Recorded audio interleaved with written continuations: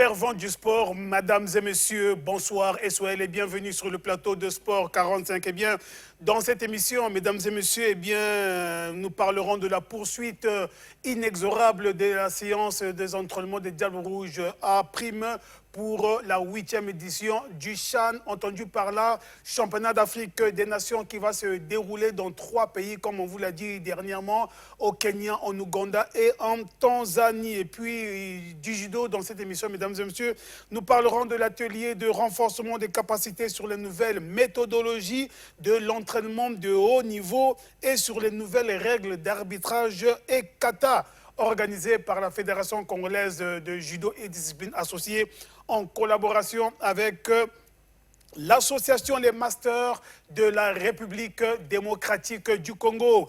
Enfin, mesdames et messieurs, dans cette émission, nous irons à la direction générale de la sécurité présidentielle en Pila, où cette structure présidentielle a honoré ces athlètes qui ont pris part aux activités sportives marquant la célébration du 64e anniversaire de la création des forces armées congolaises et de la gendarmerie nationale. Voilà, mesdames et messieurs, pour l'ossature de votre émission de prédilection Sport 45. Et oui, il est là. Lui, c'est notre consultant maison, Mr. Bello Kisigila. Bello, bonsoir. Bonsoir, Donald. Mesdames et messieurs, nous allons ouvrir cette émission pour parler des préparatifs des Diables Rouges à Prime à la 8e édition du championnat d'Afrique CHAN en sigle, qui va donc se dérouler là-bas dans 3 pays, au Kenya, en Ouganda et en Tanzanie. Bello, quelques nouvelles du côté d'Igné, là où les Diables Rouges ont posé leurs valises pour la préparation? Oui, les nouvelles sont juste qu'il y a eu déjà 2 matchs amicaux. Le tout dernier s'est joué le dimanche dernier du côté de Digné, à 45, où les Diables Rouges affûtent leurs armes pour la prochaine édition du CHAN. Et les Diables Rouges ont su l'emporter face à la formation de Ligue 2, Racine. Un très bon match spectaculaire, riche en buts, où les Diables Rouges ont répondu présent, contrairement à leur première sortie face à Vegas. Exactement. Où les deux formations se sont neutralisées sur un score nul et vierge de 0 but partout. Ça s'explique, hein? Ça s'explique. Les gens sont restés pendant longtemps. Et après, il y a 3 jours d'entraînement, on joue un match face à une équipe qui s'entraîne, qui est en pleine préparation, puisqu'il faut dire que Vegas prépare les matchs de barrage pour le maintien en Ligue 1. Donc c'est une équipe qui est en pleine préparation déjà, contrairement au Diables Rouges qui s'était préparé à peine 3 jours, il fallait affronter Vegas. Et après une semaine, on a senti la ligne offensive a vraiment bougé du côté des Diables Rouges. Il faut aussi dire qu'il y a déjà des changements, puisqu'il y a des joueurs qu'on a ajoutés au sein de cette équipe qui vont peut-être figurer, qui vont battre pour figurer sur la dernière liste de 25 joueurs. Exactement, pour le CHAN. Il y a notamment Vigalor, Ondjalaba Vigalor, un ancien sociétaire d'Étoile du Congo, qui va intégrer l'équipe. Et John Cap, il y a encore 2 latéraux, gauche-droite, qui vont intégrer l'équipe, qui vont rejoindre le groupe des 28 du côté de Igné pour continuer la préparation des Diables Rouges, des U20, des A'.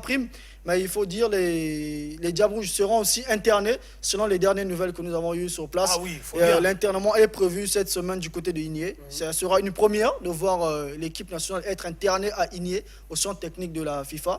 Je pense qu'on doit se poser des questions. Un peu comme Clairefontaine. Un peu comme Clairefontaine, voilà, mais avec l'équipe avec les Bleus. Avec les Bleus, mais on doit un peu se poser des questions. Pourquoi Igné, pourquoi pas on les a logés quelque part ici à Brazzaville et s'entraîner régulièrement à Massamba Débat? C'est des questions que nous devons nous poser. Mais on ne va pas trop essayer d'entrer en profondeur pour l'instant. On va les laisser se préparer convenablement. Puisque loin du bruit de Brazzaville, loin de la distraction, puisque nous connaissons nos joueurs. Après les repos, souvent, après les efforts, et ils vont souvent à la réconfort. Donc, ce n'est pas le moment encore. Donc, c'est bien réfléchi de la part de la fédération de les emmener très loin là-bas, à 45 de se préparer. Et il faut dire, le Congo n'est pas la seule nation à se préparer. Également le Sénégal, qui a joué un match amical le samedi dernier, soldé par un nul de 0 but partout face aux Guinéens. Voilà. Où les Lions de la Teranga jouent actuellement du côté de Demnadio à Dakar, face à la même nation encore, la Guinée-Conakry. Question toujours d'affûter les armes. Et le jeudi, le Nigeria, notre 3e adversaire en phase de groupe, va entamer sa préparation. Et la seule équipe où nous ne connaissons pas encore à quand ils vont entamer la préparation, c'est le Soudan, puisque le pays, au niveau local, il y a encore les playoffs nationaux qualificatifs aux Coupes africaines. Exactement. Où le Al Hilal Omdurman, qui était sacré champion honorifique en Mauritanie, est en pleine compétition, et Al Merrek. Donc nous attendons à quand la reprise encore le rassemblement des Soudanais pour connaître au moins l'idée sur notre premier adversaire, car c'est le Soudan qui nous intéresse pour le début de la compétition. Malheureusement, il n'y a pas encore de rassemblement de ce côté. Mais nous nous contenons de ce que nous avons ici. Les Diables Rouges continuent les préparations. Je souhaiterais qu'il y ait des matchs amicaux au niveau international. Pourquoi pas avec le Gabon, la RDC, le Burkina, faire un tour du côté de Cameroun, même si sont éliminés, voir la Centrafrique aussi qui est qualifiée, qui sera la première édition. Ça fera un peu du poids pour connaître un peu le niveau de nos adversaires. Et ça permettra également au staff technique, sous la férule de Nganzono, de connaître la valeur intrinsèque de chaque joueur. Oui, connaître des matchs amicaux de haute facture. Oui, connaître la compétition, c'est bien, puisque nous sommes un peu en difficulté sur le plan local. Ah oui. Nous avons appris, avant de monter sur le plateau, que l'AS Léopard va entamer la préparation demain. C'est une bonne nouvelle. Je souhaiterais que l'AS Léopard continue, peut-être livrer un match avec l'équipe, un représentant congolais en Ligue des Champions. Pourquoi pas ASETO qui avait entamé sa préparation aussi fort longtemps, mais se pose des problèmes. Est-ce que l'effectif de l'ASETO est complet pour affronter les Diables Rouges? Point d'interrogation. Mais pourquoi pas voir du côté de la RDC la nation, les léopards de la RDC. Il y a du potentiel. Il y a du potentiel, qui vont entrer en préparation bientôt. Pourquoi pas demander un match amicaux du côté de la RDC pour un peu savoir jauger le niveau de nos athlètes, puisque nous sommes vraiment en retard. Ça, il faut l'avouer. Nous sommes vraiment en retard. Après 8 mois d'arrêt, les joueurs, on ne sait pas encore le cardio, l'état de forme de tout un chacun. Ça peut nous surprendre même pendant la compétition. D'ailleurs, il y a un joueur qui est blessé, qui ne s'est pas encore entraîné, Eli Ondjono, depuis qu'il figure sur la liste, il ne s'est pas encore entraîné. C'est des questions qu'on doit se poser. Est-ce qu'on va continuer à garder un joueur blessé sur la liste, ou bien il faut penser déjà à le remplacer, puisque nous courons derrière le temps. L'entraîneur devrait peut-être penser à faire une équipe expérimentée et prendre des purs talentueux intrinsèques pour composer cette équipe. Ce n'est pas des talents qui manquent, ce n'est pas aussi l'expérience qui manque, c'est plutôt le temps de la préparation, de construire une très bonne équipe, question de représenter valablement le Congo, puisque le Congo est vraiment attendu par les Congolais pour cette prochaine édition du CHAN qui arrive très bientôt. Tout à fait. Mesdames et messieurs, nous vous rappelons que le Congo, mesdames et messieurs, à cette 8e édition du CHAN est donc logé, a hérité d'un groupe on ne peut plus relever, il faut l'avouer, le groupe D du côté avec le pays hôte qui n'est autre que plutôt le pays tenant du titre qui n'est autre que le Sénégal, le Nigeria et le Soudan. La compétition c'est donc du 2 au 30 août prochain. Nous vous rappelons également que les Diables Rouges A' seront à leur participation à cette phase finale du CHAN après 2014, 2018, 2020, 2022 et 2024. Comme annoncé dans la vitrine de cette émission, nous allons du côté de la Direction générale de la sécurité présidentielle, l'AMPILA, où cette structure présidentielle a honoré ces athlètes qui ont pris part aux activités sportives marquant la célébration du 64e anniversaire de la création des forces armées congolaises et de la gendarmerie nationale. Je vous en dis pas plus, suivez plutôt ceci dans ce reportage. Après avoir honorablement représenté la Direction générale de la sécurité présidentielle lors du challenge sportif et technique lié au 64e anniversaire de la création des forces armées congolaises et de la gendarmerie nationale, ce jeudi, l'heure était à la présentation de la moisson au directeur général de la sécurité présidentielle. C'est le chef de division sport de la DGSP qui s'est chargé d'édifier l'assistance sur les résultats techniques. Volleyball, première place. Challenge technique, deuxième place. En ce qui concerne les performances individuelles, nous avons le volleyball. Meilleur joueur de la compétition, le soldat de deuxième classe, Diasulwa Lovely. Meilleur passeur, toujours en volleyball, le soldat de deuxième classe, Matingu Duchesse Stan. En course homme, comme troisième, le caporal Ibombo Davilex. Grosse dame, première meilleure performance, soldat de deuxième classe, Apoko Morida Jina. Deuxième meilleure performance, soldat de première classe, Bainamoto Balombi. Troisième meilleure performance, soldat de deuxième classe, Akonjo Pelagi. Un hommage particulier aux deux dames qui se sont classées 4e et 5e, dont la performance a été décisive pour permettre à l'équipe féminine de course DGSP d'occuper la première place du podium. Il s'agit respectivement du soldat de première classe Epa Moïsette Michel et Makelo Sana Delia Joran. Mon général, ces trophées et distinctions ne sont pas simplement des résultats sportifs, et l'exemplarité de vos hommes dans l'application des directives reçues. Mon général, vous dites souvent, et nous y croyons fermement, je cite, « Au sport, on ne triche pas ». Cette phrase, simple en apparence, porte en elle une leçon de vie, une philosophie de conduite et un code d'honneur. Elle nous rappelle que le sport, à l'image du service militaire, repose sur des valeurs de vérité, d'effort, de mérite et de loyauté. Et c'est cette éthique qui donne tout son sens aux performances que nous célébrons aujourd'hui. Car, plus qu'un podium ou un trophée, la noblesse du comportement et la droiture dans l'effort que nous portons comme fierté. Pour terminer, mon général, au nom de la solide coordination, je sollicite respectueusement une distinction au grade de première classe pour certains soldats de deuxième classe qui se sont illustrés tant par leur performance que par leur attitude exemplaire. Tour à tour, ces heureux récipiendaires ont présenté officiellement les trophées et récompenses individuelles glanées au cours de ce challenge. Congratulations bien méritées pour ces athlètes qui ont honoré la structure au volleyball, au cross, au football et au challenge technique, entendu par là la composition des disciplines militaires, notamment le combat, l'armement, la topographie et le brancardage, une branche de secourisme militaire en temps de guerre. Quelques récipiendaires n'ont pas manqué de louer l'initiative de leur hiérarchie qui a bien voulu récompenser leurs efforts. Vraiment, je suis très ému et je remercie le DGSP pour cette occasion-là parce que beaucoup n'en ont pas eu. Je suis très content déjà de pouvoir participer à cette compétition et encore que cette activité a été pour nous un honneur parce que ce n'est pas tous les jours qu'on voit le DGSP organiser un tel truc et aussi nous serrer la main en tant que sportifs. Toujours attaché aux bons résultats et ne faisant jamais les choses à moitié, le général de brigade Serge Boa a promis une élévation au grade supérieur à quelques récipiendaires détenteurs des diplômes requis, notamment le récent CAT qui s'est tenu à Kinkala.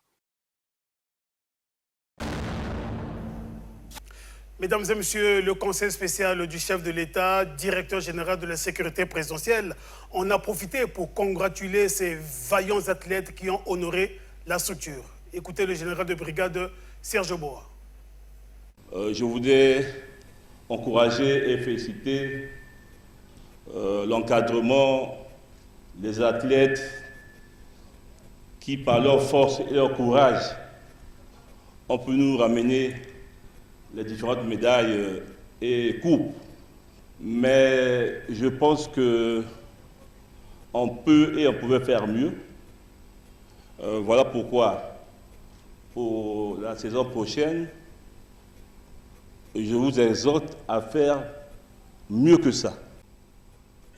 Et pour y en arriver,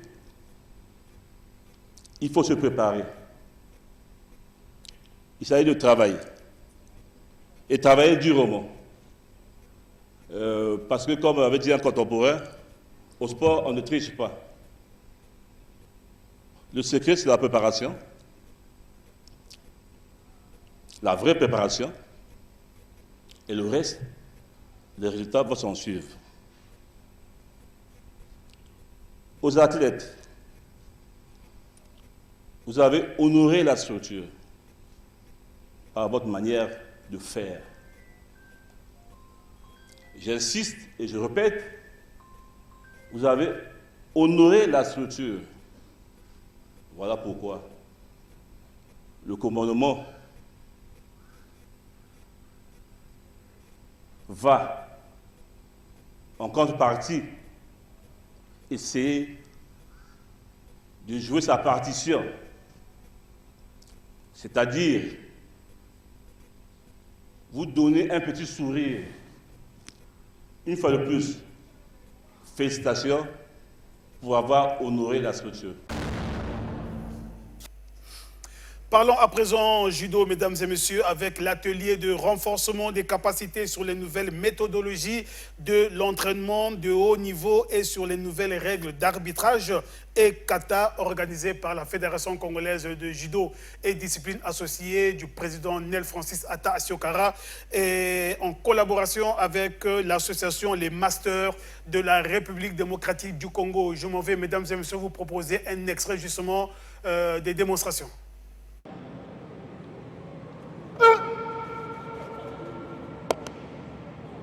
Il n'y a pas d'atémie. Non, pas de chai.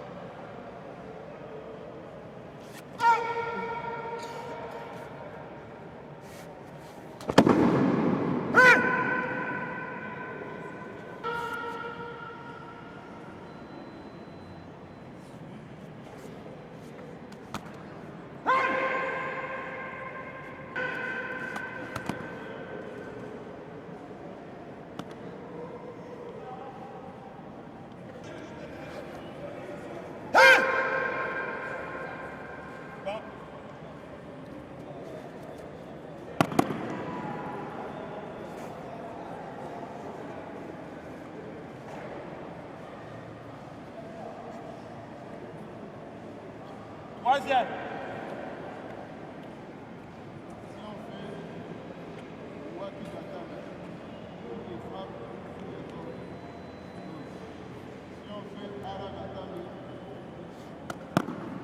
Wakigatami, Aragatami.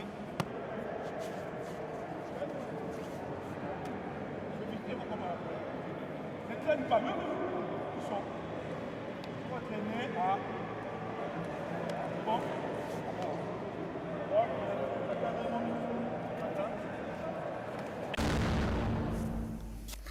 Voilà, mesdames et messieurs, eh bien, je vous l'ai dit que cette session de formation a été organisée par la Fédération congolaise de judo et discipline associée en partenariat avec les Masters de la République démocratique du Congo. Effectivement, la délégation des Masters de la RDC a été conduite par l'expert José Mouyoulou. Il s'est également prêté à notre micro à la clôture justement de cet atelier. Le truc qu'on a écrit, renforcement des capacités, atelier sur les kata, nouvelles règles d'arbitrage, méthodologie d'entraînement. Nous, c'est le Masters. Quand on dit Masters, des ceintures noires qui ont fini avec la compétition, les arbitres, les entraîneurs. Association de Masters, c'est en anglais, judoka de la République démocratique du Congo. Nous sommes un corps de métier reconnu officiellement au niveau du ministère de la Justice, des Sports et Loisirs, avec l'autorisation de notre fédération. Nous sommes des partenaires officiels de la fédération. Ici, il faut que ça se passe ici, chez vous, ici. Les masters sont là pour accompagner la fédération. Techniquement, arbitrage, ainsi de suite, les méthodologies. Nous sommes arrivés ici, vous avez vu, du 5 au 7 juillet. La première journée, on s'est basé sur les kata, Nageno kata, avec les entraîneurs des Masters, Maître Toya, Maître César Bofanga. Aujourd'hui, suite et fin kata et puis méthodologie d'entraînement, avec vos encadrés d'ici, deuxième vice-président et les autres. On a tous participé avec les athlètes, les encadrés qui sont ici presque les entraîneurs. Et on va terminer sur l'arbitrage. Nouvelle règle d'arbitrage. L'arbitrage, c'est très long, c'est quelque chose, un travail noble. Il y a des modifications à tout moment. 98, 2003, 2013, 2020, 2022, 2023, 2025, modifications. Jusqu'à l'Afrique du Sud. Jeux olympiques, Istanbul, Maintenant, il y a 2 jours Afrique du Sud, de modification sur modification. C'est pour cela que les arbitres, les entraîneurs, les athlètes, tout le monde doit être à la page. Et du côté de la Fédération congolaise de judo et discipline associée, le discours de clôture a été prononcé par son deuxième vice-président, Maître Ghislain Allure Bouesson-Zambi. L'activité qui fait l'objet de notre retrouvaille s'inscrit dans le cadre des échanges de compétences entre la RDC et le Congo-Brazzaville. La proximité étant la leitmotiv de la quête et de la réalisation de la corporation sportive RDC par le biais de la Fédération congolaise de judo et des masters ont opté pour une séance inaugurale autour des ateliers de renforcement de capacité sur les nouvelles méthodologies d'entraînement, les règles de l'arbitrage et de kata. Une première expérience. Ainsi donc, les masters, associations sportives, des pratiquants du judo et autres sports de combat a été choisi pour consolider cette amitié en toute modestie et humilité. La gratitude revient à cet effet à la Fédération congolaise de judo et discipline associée qui s'est vue être honorée de la présence de ses hôtes que sont les membres de l'association Master. Il est de rappeler que ces expériences d'échange devenues presque régulières ne peuvent être considérées comme des simples redondances pédagogiques à des fins de renouvellement des savoirs déjà autrefois acquis. L'unicité dans la diversité est l'axiome principal d'une vie en proie à la pratique sportive. C'est donc à ce juste titre que la Fédération congolaise de judo a invité ses amis de Kinshasa dans le sens profond de l'altruisme, critère indéniable de la pratique sportive commutative. Vous avez dû constater, mesdames et messieurs, la présence du président de la Fédération congolaise de judo et discipline associée, Maître Nel Francis Atta Asiokara. Eh bien, il a procédé à la remise des diplômes à un échantillon des participants. Morceau choisi.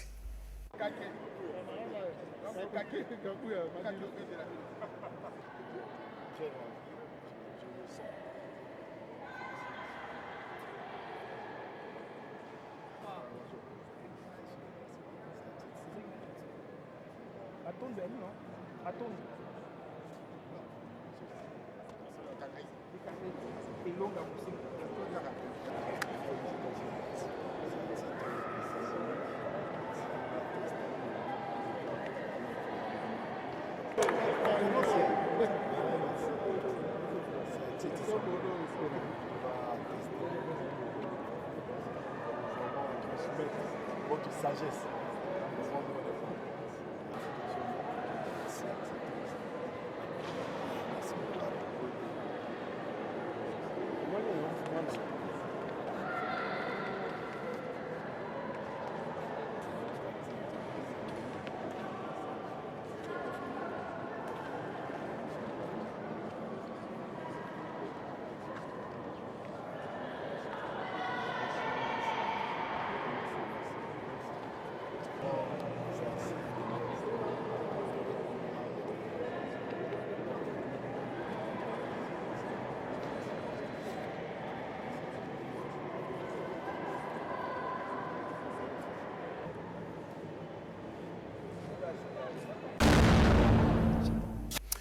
Nous allons parler à présent athlétisme. Nous allons partir du côté du stade annexe. Bien, ce stade a vibré au rythme de la compétition organisée par la Fédération congolaise d'athlétisme, appelée communément Globe d'Or. En tout cas, sur l'une des épreuves retenues en 100 mètres hommes, eh bien, la palme a été remportée par Verdi Bokoba du club Yassa avec un timing de 11 secondes 10. Suivez. Voilà, c'est parti. La finale de la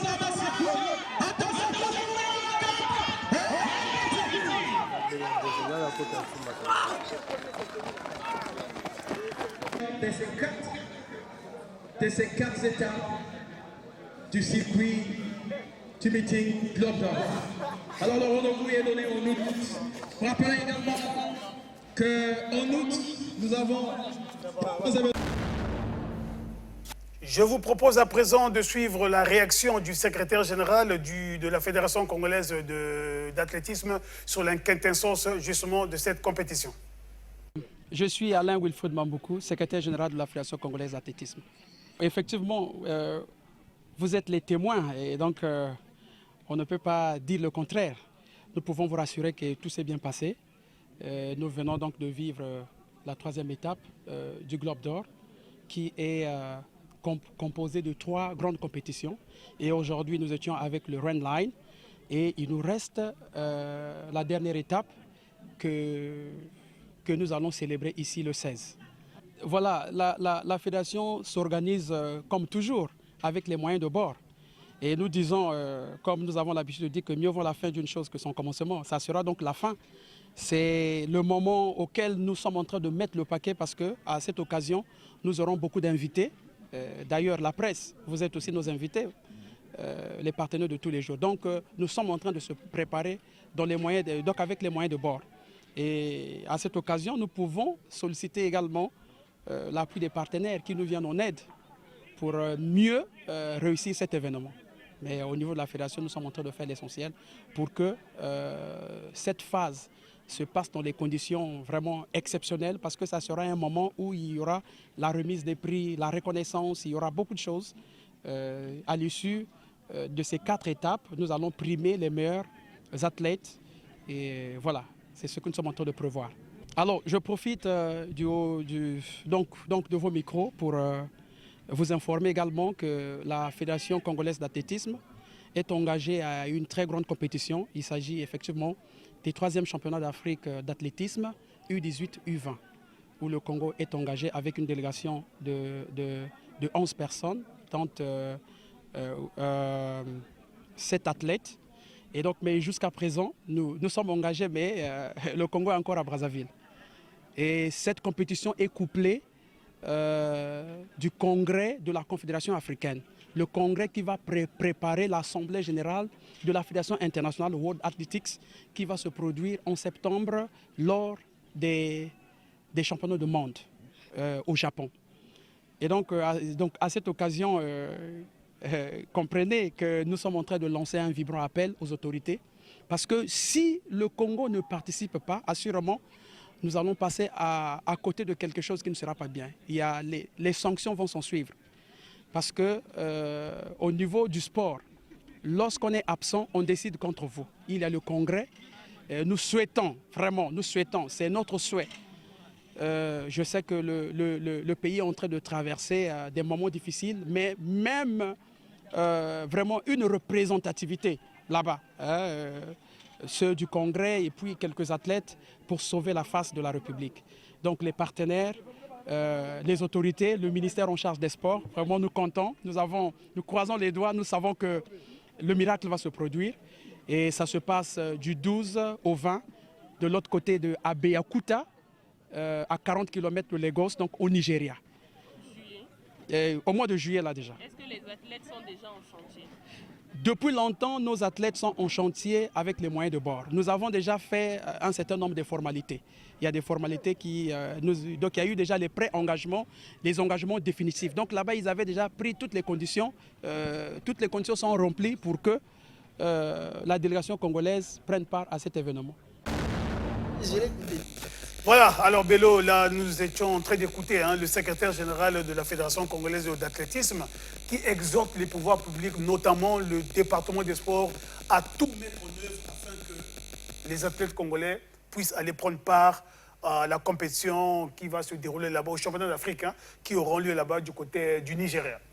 Oui, Donald, je vais d'abord ouvrir une petite parenthèse pour dire que Il faut d'abord commencer à féliciter cette fédération, puisque ça travaille au moins avec les globes d'or. Tout le temps, c'est bien parce que ça met nos athlètes en compétition. Exactement. Et en jambes, ils ne s'entraînent pas en vain. Tout le temps, il y a des globes où nous sommes en train de découvrir semaine après semaine, chaque étape de la compétition qui est plus performant que l'autre, qui peut représenter valablement le Congo. C'est des bonnes choses à féliciter. Ça coûte chapeau, disons, à la fédération, parce qu'avant, c'était un peu mort du côté de l'athlétisme. On rassemblait, des athlètes, à la veille. On prend des personnes qu'on ne connaissait pas par affinité pour aller représenter le Congo. Et le Congo faisait les résultats que tous nous connaissons. Mais aujourd'hui, la fédération a mis les choses en place. La fédération travaille. La fédération essaie d'attirer des sponsorings. Mais aujourd'hui, il ne peut pas aller très seul. Il faut le reconnaître. Lorsque la fédération fait un premier pas, le deuxième doit être accompagné par l'État. Et ce que le secrétaire est en train d'évoquer, c'est très pertinent. C'est ce que nous évoquons, je pense que constamment, sur cette antenne de Sport 45. Pourquoi? Parce que le sport congolais est centré sur le football. Ça, il faut le dire. Le sport congolais est concentré sur le football. Lorsqu'on parle du sport au niveau national, on voit le football. On oublie qu'il y a d'autres disciplines qui vivent aussi, qui sont appelées sport en général. Capables de ramener les médailles au pays.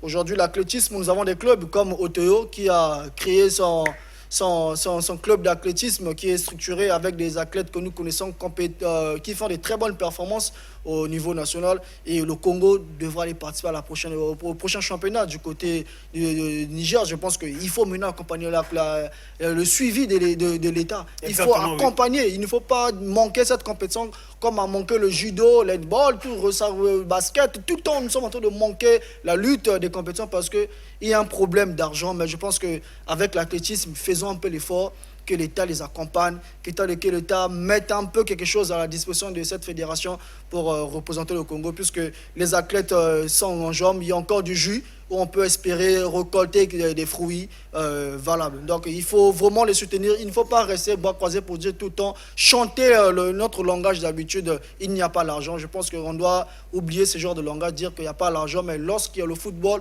peu importe les circonstances, même la dernière minute, il y a toujours l'argent. C'est par quel miracle? C'est ce miracle qu'on fait au football, on doit aussi l'opérer par d'autres disciplines pour faire avancer le sport congolais. On est fatigué d'écouter cet évangile, mesdames et messieurs. Il n'y a pas d'argent, les caisses de l'État sont vides. Il faut quand même, puisqu'il a dit tout à l'heure que si et seulement si le Congo ne prend pas part à ces championnats d'Afrique, eh bien c'est la sanction avec la clé des amendes. Exactement, Donald, parce que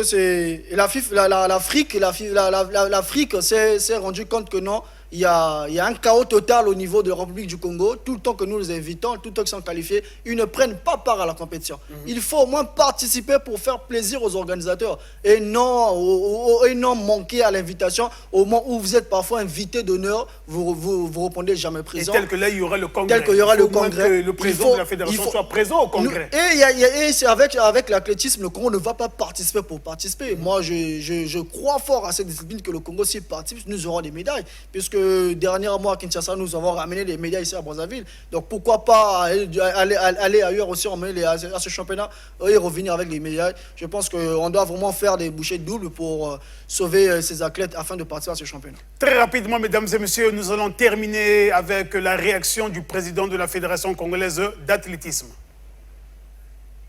La suite de notre programme, c'est nous aurons une plage de juste quelques jours, puisque déjà la semaine prochaine, il y a une équipe qui va s'envoler pour le Nigeria, où va se dérouler les championnats d'Afrique U20 et U18. Et donc, au cours de ce périple, il y aura aussi un grand moment, une grande messe de l'athlétisme au niveau du Nigeria, le congrès de haut de la Confédération africaine d'athlétisme qui va se tenir au Nigeria. Et donc, au sortir de là, c'est le mois d'août qui va nous accueillir de plein fouet avec beaucoup d'activités programmées, notamment les championnats nationaux qui vont débuter le 11 août. Et donc ces championnats nationaux sont programmés du 11 au 14 août. Et cela se fera en 2 phases. Nous avons la première phase qui se fera dans le stade avec les épreuves sur piste du 11 au 13 août. Et le 14, nous aurons le semi-marathon international de Brazzaville. Avec le nouveau tracé de ce semi-marathon, il nous a été demandé de coller à cette compétition les championnats de semi-marathon. Et donc cette année, la fédération va donc lancer la première édition des championnats de semi-marathon. Cela pour permettre à nos athlètes de participer à des compétitions à l'extérieur. Et tout juste avant les championnats nationaux, nous avons le conseil le 12 et le 13. Nous allons organiser aussi dans la foulée l'Assemblée générale extraordinaire. Et donc pour clore la saison, nous terminons le championnat national le 14 avec, comme j'ai dit, avec le SMIB. Et le 16, nous revenons ici pour la dernière étape, donc l'étape finale du Globe d'Or. Voilà, complètement bouclé, mesdames et messieurs. Me retenez simplement que ce lundi, le directeur général des sports, Jean-Robert Binélé, et le directeur des activités sportives, Dinclor Samba, ont procédé à la vulgarisation de deux textes, 2 décrets. Premier décret 2025/128 du 18 avril 2025 portant code éthique de la pratique du sport. Et le deuxième décret numéro 2025/129 du 18 avril 2025 fixant les modalités de sélection en équipe nationale. Eh bien, lundi prochain, mesdames et messieurs, nous reviendrons en long et en large sur la vulgarisation de ces 2 décrets. Voilà, c'est donc par là que nous mettons un terme à cette émission. Merci à nos fervents téléspectateurs qui nous suivent toujours, à l'image de Nesser Isanga de la Sanga, notre correspondant du côté de Pointe-Noire. Et je n'oublie surtout pas Joxy Ngalingo du côté de Kintele. Toute l'équipe technique était là. Bien-Aimé Condé était derrière cette caméra. Rudiel Ngoma du côté de la régie. En tout cas, mesdames et messieurs, quant à moi, je vous dis au revoir. Et Jonas Aoué, voilà, Jonas Aoué, mesdames et messieurs, du côté du son. Voilà, alors Bello Kisikila, merci pour ta présence. Merci pour ton expertise. Le prochain rendez-vous est donc pris pour le lundi prochain. Toujours avec le même plaisir. Au revoir.